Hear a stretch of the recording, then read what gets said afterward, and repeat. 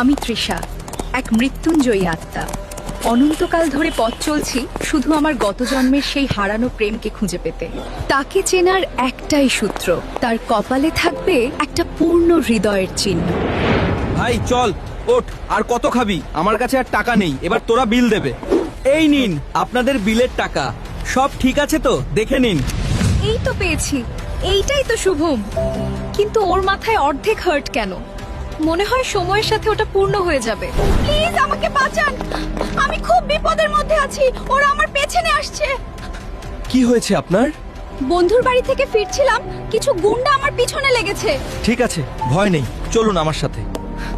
এই নাও, কফি খাও তো। কফি? একটু জল খাওয়াতে পারবে প্লিজ?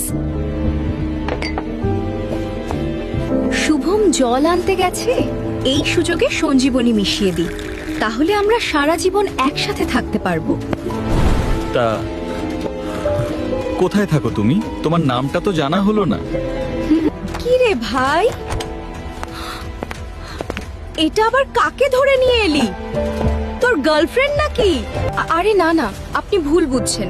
আমি রাস্তায় বিপদে পড়েছিলাম বলে শুভম আমাকে এখানে নিয়ে এসেছে। আচ্ছা, আপনি কে? আমি সোনিয়া, শুভমের 1 মিনিটের বড় দিদি। আমরা যমজ।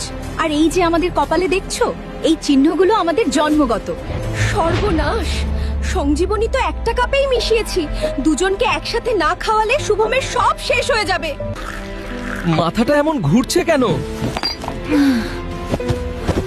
শুভম, কি হলো তোর? চোখ খোল। সব শেষ। এই জন্মে শুভমের যাত্রা এখানেই থেমে গেল। ওকে ফিরে পেতে আমাকে আবারও 100 বছর অপেক্ষা করতে হবে।